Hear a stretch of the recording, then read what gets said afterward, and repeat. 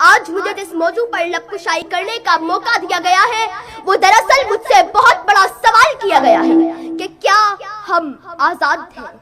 جناب اعلیٰ، اس سوال کا جواب لکھنے کے لیے جب میں نے قلم اٹھایا تو میری نگاہوں کے سامنے حق کی بات کرنے پر موت کا تحفہ حاصل کرنے والے صحافی عزیز میمون کی لاش آئی تو پھر میرے دل میں خیال آیا کہ ایسا ایک واقعہ تو ہر ملک، ہر وطن، ہر دیش، ہر مٹی، ہر جگہ ہو جاتا ہے، لیکن پھر میرے خیالوں میں بچوں کے سامنے سڑک پر زیادتی کا نشانہ بننے والی ماں آئی جس نے میرے قلم کو یہ لکھنے پر مجبور کر ہی دیا کہ ہم آزاد نہیں، ہم اس کے قیدی ہیں۔ کہ اتنے میں اس بات نے میرے دل کو تسلی دی کہ دیکھو، آزاد ملک میں بیٹھ کر ناشکری جیسے الفاظ مت لکھنا۔ اب اس بات نے میرے دل کو بہلایا ہی تھا کہ اے ٹی ایم مشین کے کیمرہ سے منہ چلانے والی ویڈیو میرے زمین کو جھنجھوڑنے لگی کہ لکھ تو حق لکھ۔ یہ صلاح الدین اپنی پوری قوم سے منہ چڑھا کر کہہ رہا ہے کہ جان کی امان پاؤں، ایک بات کہوں، جہاں ذہنی توازن ٹھیک نہ ہونے والے شخص کو بھی بے دردی سے مارا جائے وہاں کوئی آزاد نہیں۔ آج میں مارا گیا ہوں، کل کوئی اور مارا جائے گا، انصاف کا سوچنا ہی نہیں، بس مذمت سے کام چلایا جائے گا، بس مذمت سے کام چلایا جائے گا۔ جناب اعلیٰ، ابھی میرے لکھنے کی جسارت کی ہی تھی کہ فلسطین، کشمیر، برما اور چیچنیا کے لوگوں نے چیخ چیخ کے پکارا کہ اے بے خبر، تو آزادی کی نعمت سے آشنا ہی نہیں، تیری تو ابھی اس عمر پہ لکھنے کی موضوع پر لکھنے کی عمر ہی نہیں، تو آزاد ہے، تو آج لکھنے کو آزاد ہے، تو آج پڑھنے کو آزاد ہے، تو آج اسٹیج پہ کھڑے ہو کے تقریر کرنے کو آزاد ہے، تیرے گھر کے مرد اپنی عبادت گاہوں میں جا کر عبادت کرنے کو آزاد ہے۔ چلو مان لیا 20% لوگ معاشرے میں خرابیوں کی وجہ سے ناانصافی کا شکار ہوئے ہوں گے، ارے تو آج نوشر و فیروز کے مجمع کے سامنے ان کے لیے آواز اٹھانے اور ان کے لیے حق کی بات کرنے کو آزاد ہے۔ ہمیں تو یہ آزادی بھی نہیں۔ یہ سوچتے ہی میرا قلم ہاتھ سے نیچے گرا اور میں نے اس موضوع پر لکھنے سے انکار کیا۔ بہرحال میں اس نتیجے پر پہنچی کہ دونوں پہلو بتا کر فیصلہ آپ سب پر چھوڑا جائے کہ کیا ہم آزاد ہیں۔ دلوں میں حب وطن ہے تو ایک رہو، نکھارنا یہ چمن ہے اگر تو ایک رہو، دیمک کی طرح کھا رہی ہے اس ملک کو کرپشن، مٹانا یہ ناسور ہے اگر تو ایک رہو۔ صدر اعلی وقار، یہ وطن عزیز پاکستان اپنی پیدائش سے تا دم زیست کئی مسائل کا شکار ہے۔ کہیں روبہ زوال معیشت ہے تو کہیں بے روزگاری، کہیں کرپشن کا ناسور ہے تو کہیں رشوت کی لعنت، کہیں فرقہ واریت ہے تو کہیں جہالت۔ لیکن اس کرپشن نے سارے مسئلوں سے زیادہ، ساری پریشانیوں سے زیادہ جس طرح اس ملک کی جڑوں کو کھوکھلا کر دیا ہے، اس کہانی کے ذکر سے ہی کلیجہ منہ کو آتا ہے۔ آخر کیا ہے یہ کرپشن؟ اختیارات کا غلط استعمال۔ لیکن رکیے، بات اتنی معمولی نہیں۔ اس کرپشن کی وجہ سے آج میرا ملک اربوں ڈالر کا مقروض ہے۔ اس کرپشن کی وجہ سے اولاد براہ فروخت کے بورڈ لگ رہے، اس کرپشن کی وجہ سے بے روزگار نوجوان خود سوچیاں کر رہے، اس کرپشن کی وجہ سے میری عدالتوں میں انصاف نہیں ہو رہا، اس کرپشن کی وجہ سے غریب کی بیٹی بھاگوں مر رہی، اس کرپشن کی وجہ سے عجب رسم ہے چارہ گروہ کی محفل میں لگا کر زخم نمک سے مساج کرتے ہیں، غریب شہر ترستا ہے ایک نوالے کو، امیر شہر کے کتے بھی راج کرتے ہیں، امیر شہر کے کتے بھی راج کرتے ہیں۔ صدر ذی وقار، مخلص ارباب اقتدار کوشش کرتے ہیں لیکن کرپشن ختم نہیں ہوتی، تقریریں کی جاتی ہیں لیکن کرپشن ختم نہیں ہوتی، کالم لکھے جاتے ہیں لیکن کرپشن ختم نہیں ہوتی، 200-400 روپے کی رشوت والے کو ہتھکڑی بھی لگا دیتے ہیں لیکن رشوت ختم نہیں ہوتی۔ آخر کیوں؟ سر سید نے یہ بات کہی تھی کہ جب برائی کی صرف شاخیں کاٹ دی جائیں وہ نئے سرے سے ظہور پذیر ہو جاتی ہے۔ اس کرپشن کے خاتمے کے لیے اس ناسور کو جڑ سے اکھاڑنا ہوگا، اس کو جڑ سے اکھاڑنے کے لیے ہمیں سخت قوانین بنانے ہوں گے، سخت قوانین بنانے کے لیے ہمیں پختہ فیصلے کرنے ہوں گے، پختہ فیصلے کرنے کے لیے ہمیں مضبوط ہونا ہوگا، مضبوط ہونے کے لیے ہمیں متحد ہونا ہوگا، کیونکہ قومی اتحاد ہی کرپشن پر قابو پانے میں موثر ہے۔ لیکن صدر ذی وقار، ہمارے پاس تو اتحاد کی نعمت ہی میسر نہیں، ہم بکھرے ہوئے، ہم ٹوٹے ہوئے، ہم بھٹکے ہوئے کہیں مسلک کے نام پر، کہیں قوم کے نام پر، کہیں ذات کے نام پر، کہیں برادری کے نام پر، کہیں نسل کے نام پر، کہیں زبان کے نام پر، کہیں صوبے کے نام پر کیسے کہوں کہ ہم قوم نہیں، ہم سنی ہیں، ہم قوم نہیں، ہم شیعہ ہیں، ہم قوم نہیں، ہم پنجابی ہیں، ہم قوم نہیں، ہم سندھی ہیں، ہم قوم نہیں، ہم گجر ہیں، ہم قوم نہیں، ہم چٹھے ہیں، فرقہ بندی ہے کہیں اور کہیں ذاتیں ہیں، کیا زمانے پہ پنپنے کی یہی باتیں ہیں؟ کیوں تو سید بھی ہو، مرزا بھی ہو، افغان بھی ہو، تم سبھی کچھ ہو بتاؤ تو مسلمان بھی ہو، تم سبھی کچھ ہو بتاؤ تو مسلمان بھی ہو۔ میرے آپ یہ مت سمجھیے کہ ہم متحد نہیں، نا ہم متحد ہیں، لیکن کب؟ جب کسی پہ کفر کا فتویٰ لگانا ہو ہم متحد ہیں، جب کسی کی پگڑی اچھالنی ہو ہم متحد ہیں، جب کسی پہ تہمت لگانی ہو ہم متحد ہیں، جب کرپشن کرنی ہو ہم متحد ہیں، جب لٹیروں کو رو دلانا ہو تو بات یہی ہے، شرم ہے ہم میں، نہ غیرت ہے، نہ ہوئے احترام، ہماری الفت بے صداقت، ہمارا کینہ بے لگام۔ جب تک بکھرے رہیں گے کرپشن ہوتی رہے گی، جب تک یکجاں نہیں ہوگے کرپشن ہوتی رہے گی، جب تک ملی اتحاد کا مظاہرہ نہیں کریں گے کرپشن ہوتی رہے گی، جب تک لٹیروں کو لیڈر مانا جائے گا کرپشن ہوتی رہے گی، جب تک غداروں کو NRO ملتا رہے گا کرپشن ہوتی رہے گی، جب تک لٹیروں کو آزادیاں ملتی رہے گی کرپشن ہوتی رہے گی، جب تک ہم متحد نہیں ہوں گے کرپشن ہوتی رہے گی، کیونکہ قومی اتحاد ہی کرپشن پر قابو پانے میں مؤثر ہے۔ آج وطن عزیز کا ہر پاکستانی کرپشن کا ڈسا ہوا سراپا احتجاج ہے، یہ بات کہنے پہ مجبور ہے کہ حوث کی سرخی رخ بشر کا حسین غازہ بنی ہوئی ہے، افق کا چہرہ لہو سے تر ہے، زمیں جنازہ بنی ہوئی ہے، زمیں جنازہ بنی ہوئی ہے۔ اس وطن کے مقدس بدن پہ کرپشن کے لگائے ہوئے زخموں سے رشتہ ہوا خون ہمیں دعوت فکر دے رہا ہے، اور یہ بات کہہ رہا ہے کہ وہ وقت آن پہنچا ہے کہ اس وطن کا ہر بچہ، ہر جوان، ہر بوڑھا، ہر مرد، ہر عورت اس کرپشن کے خاتمے کے لیے متحد ہو جائے، اور اس ایک پوائنٹ پر، اس ایک ایجنڈے پر، اس ایک نقطے پر، اس ایک مرکز پر، اس ایک سوچ پر، اس ایک فکر پر ساری قوم متحد ہو جائے، ساری قوم متحد ہو جائے، اور مسجد کے ممبروں محراب سے لے کر اقتدار کے ایوانوں تک، ایوان زیری سے لے کے ایوان بالا تک، سول کورٹ سے لے کے سپریم کورٹ تک، غریب کی جھونپڑی سے لے کے امیر کے محل تک، کارکن کے نعرے سے لے کے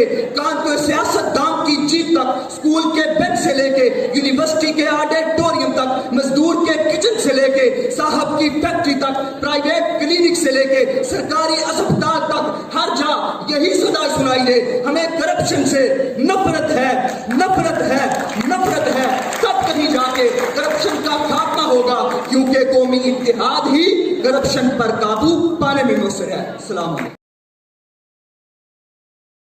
نحمده ونصلي على رسوله الكريم اما بعد فاعوذ باللہ من الشیطان الرجیم بسم اللہ الرحمن الرحیم۔ جناب صدر، محترم اساتذہ کرام اور میرے پیارے ساتھیوں، السلام علیکم۔ آج مجھے جس موضوع پر تقریر کرنے کا موقع ملا ہے اس کا عنوان ہے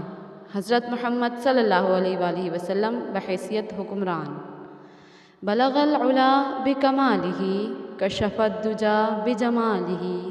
حسنت جمیع خصالہ صلو علیہ وآلہ۔ نبی کریم صلی اللہ علیہ وآلہ وسلم کائنات کی سب سے بڑی صاحب کمالات شخصیت ہیں، اور آپ صلی اللہ علیہ وآلہ وسلم کو کمال کی ہر صفت عروج کے اعلیٰ درجے پر عطا ہوئی ہے۔ آپ صلی اللہ علیہ وآلہ وسلم رسول و نبی ہیں، سب سے بڑے قانون دان ہیں، سب سے بڑے جرنیل ہیں، سب سے اعلیٰ حکمران ہیں، اور اس کے ساتھ ساتھ سب سے بڑے سیاستدان بھی ہیں۔ آپ صلی اللہ علیہ وآلہ وسلم صرف ریاست مدینہ ہی کے بانی نہیں تھے، بلکہ تا قیامت اسلام کے زیر نگین آنے والی تمام ریاستوں کے بانی و حاکم تھے۔ اسلامی ریاست کی حاکمیت کا عہدہ عظیم ذمہ داریوں کا متقاضی تھا۔ متنوع الاقسام ذمہ داریوں میں سے ایک اہم ذمہ داری معاشرے میں عدل و انصاف کی ترویج تھی۔ ریاست کے عام طبقات کے ساتھ یکساں قانونی برتاؤ، فیصلوں اور ان میں اعلیٰ و ادنیٰ کی تقسیم کا خاتمہ اور طاقتور کو قانونی یا حیلی ریلیف دینے کی مکمل حوصلہ شکنی اس مثالی حاکمیت کا بنیادی عنصر تھا۔ چنانچہ اللہ تبارک و تعالیٰ نے آپ صلی اللہ علیہ وآلہ وسلم کے بطور حاکم فرض منصبی ذکر کرتے ہوئے فرمایا، وَإِذَا حَكَمْتُمْ بَيْنَ النَّاسِ أَن تَحْكُمُوا بِالْعَدْلِ، اور آپ جب بھی لوگوں کے درمیان فیصلہ کریں تو عدل کے ساتھ کریں۔ اسی طرح اور جگہ ارشاد باری تعالیٰ ہے، وَأُمِرْتُ لِأَعْدِلَ بَيْنَكُمْ، آپ لوگوں کو بتا دیجئے کہ مجھے تمہارے درمیان عدل کرنے کا حکم دیا گیا ہے۔ ہو لاکھوں سلام اس نبی پر، بت لاکھوں جس نے توڑ دیے، دنیا کو دیا پیغام سکوں طوفانوں کے رخ موڑ دیے، اس محسن انسانیت نے کیا کچھ نہ دیا انسانوں کو، دستور دیا منشور دیا، کئی راہیں دیں کئی موڑ دیے۔ حضور صلی اللہ علیہ وآلہ وسلم کی سیاست اور آپ صلی اللہ علیہ وآلہ وسلم کے تدبر کا ایک اہم پہلو یہ بھی تھا کہ آپ جن اصولوں کے داعی بن کر اٹھے وہ فرد، معاشرہ اور قوم کی ساری زندگی پر حاوی تھے۔ اجتماعی زندگی کا ہر گوشہ آپ کے احاطے میں آتا تھا۔ آپ صلی اللہ علیہ وآلہ وسلم نے اپنے کسی اصول کے معاملے میں کبھی کوئی لچک قبول نہیں کی، نہ دشمن کے مقابل میں نہ دوست کے مقابل میں۔ آپ صلی اللہ علیہ وآلہ وسلم کو سخت سے سخت حالات سے سابقہ پیش آیا، ایسے سخت حالات سے کہ لوہا بھی ہوتا تو ان کے مقابل میں نرم پڑ جاتا۔ لیکن آپ صلی اللہ علیہ وآلہ وسلم کی پوری زندگی گواہ ہے کہ آپ نے کبھی کسی سختی سے دب کر کسی اصول کے معاملے میں کوئی سمجھوتا گوارا نہیں فرمایا۔ اسی طرح آپ صلی اللہ علیہ وآلہ وسلم کے سامنے پیشکش بھی کی گئی اور آپ صلی اللہ علیہ وآلہ وسلم کو مختلف قسم کی دینی اور دنیاوی مصلحتیں بھی سمجھانے کی کوشش کی گئی، لیکن کسی قسم کی تدبیریں اور کوششیں بھی آپ صلی اللہ علیہ وآلہ وسلم کے کسی اصول کو بدلوانے میں کامیاب نہ ہو سکیں۔ آپ صلی اللہ علیہ وآلہ وسلم جب اس دنیا سے تشریف لے گئے تو اس حال میں تشریف لے گئے کہ آپ صلی اللہ علیہ وآلہ وسلم کی زبان مبارک سے نکلی ہوئی ہر بات اپنی اپنی جگہ پر پتھر کی لکیر کی طرح ثابت و قائم تھی۔ حضور صلی اللہ علیہ وآلہ وسلم نے ایک پورا نظام زندگی کھڑا کر دیا جو اپنی خصوصیات کے لحاظ سے زمانے کے مذاق اور رجحان سے اتنا بے جوڑ تھا کہ وقت کے مدبرین اور ماہرین سیاست اس انوکھے نظام کے پیش کرنے کے سبب سے حضور صلی اللہ علیہ وآلہ وسلم کو دیوانہ کہتے تھے، لیکن حضور صلی اللہ علیہ وآلہ وسلم نے اس نظام زندگی کو عملاً دنیا میں برپا کر کے ثابت کر دیا کہ جو لوگ آپ صلی اللہ علیہ وآلہ وسلم کو دیوانہ کہتے تھے دراصل وہ تو خود دیوانے تھے۔ وہ حسن باطن، وہ حسن ظاہر، وہ نور اول، وہ نور آخر، وہ حسن باطن، وہ حسن ظاہر، وہ نور اول، وہ نور آخر، سدا رہا ہے سدا رہے گا اسی کے زیر اثر زمانہ۔ نحمده ونصلي على رسوله الكريم، اما بعد فاعوذ باللہ من الشیطان الرجیم، بسم اللہ الرحمن الرحیم۔ جناب صدر، معزز اساتذہ کرام اور میرے عزیز ساتھیوں، السلام علیکم۔ آج مجھے جس موضوع پر لب کشائی کرنے کا موقع ملا ہے اس کا عنوان ہے حکمرانی۔ جناب صدر، اگر میں حکمرانی کی تعریف بیان کروں تو حکمرانی کی تعریف اس طرح کی جا سکتی ہے کہ وہ نظام جس کے ذریعے اداروں کو ہدایت اور کنٹرول کیا جاتا ہے۔ جس طرح پوری دنیا پر اللہ تعالیٰ کی حکمرانی ہے اور ہمارے ملک پاکستان میں جو سربراہان نافذ ہیں اور ہمارے ملک میں حکمرانی کر رہے ہیں، جو ہمارے ملک پاکستان میں حکومت کر رہے ہیں، آپ سب کو کیا لگتا ہے کہ وہ اچھی حکمرانی کر رہے ہیں؟ کیا وہ اپنی ذمہ داری صحیح سے نبھا رہے ہیں؟ کیا وہ واقعی ہمارے ملک کو ریاست مدینہ بنانا چاہتے ہیں؟ یہ سوال کرنے کا مقصد صرف اتنا ہے کہ کیا ہم عمر لاز فالو کر رہے ہیں؟ کیونکہ جب میں حضرت عمر رضی اللہ تعالیٰ عنہ کی دور خلافت کو یاد کرتی ہوں تو میرے رونگٹے کھڑے ہو جاتے ہیں کہ انہوں نے کیسی مثالی حکمرانی کی۔ خلیفہ ثانی حضرت عمر رضی اللہ تعالیٰ عنہ نے 24 لاکھ مربع میل پر حکومت کی، راتوں کو اٹھ اٹھ کر پیرا دیتے تھے اور لوگوں کو ضرورت کا خیال رکھتے تھے۔ کہتے تھے اگر فرات کے کنارے ایک کتا بھی پیاسا مر گیا تو کل قیامت کے دن عمر رضی اللہ تعالیٰ عنہ سے اس بارے میں پوچھ ہوگی۔ اور آج کی حکومت میں کسی کو کسی انسان کی کیا پرواہ کہ وہ جیے یا مرے۔ محمد کے صحابی کا وہ شانہ یاد آتا ہے، محمد کے صحابی کا وہ شانہ یاد آتا ہے، بدل کے بھیس گلیوں میں وہ جانا یاد آتا ہے۔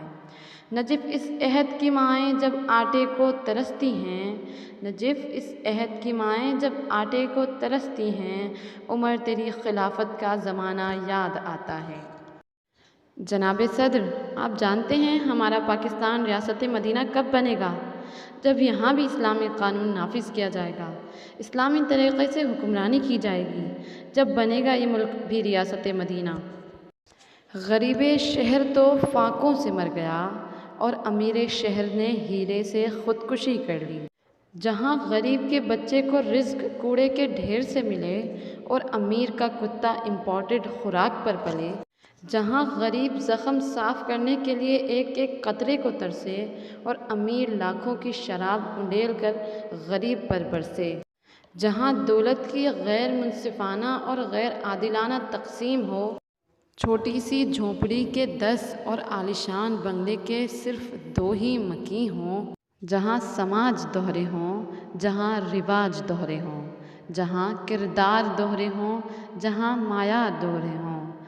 جہاں حساب دوہرے ہوں اور جہاں نصاب دوہرے ہوں، وہاں 2 نہیں ایک پاکستان کا نعرہ لگانے والے سوچ کو میرا سلام۔ جو برابر فصل دے وہ بیج بونا چاہیے، 2 نہیں بس ایک پاکستان ہونا چاہیے۔ والسلام، جزاکم اللہ خیرا۔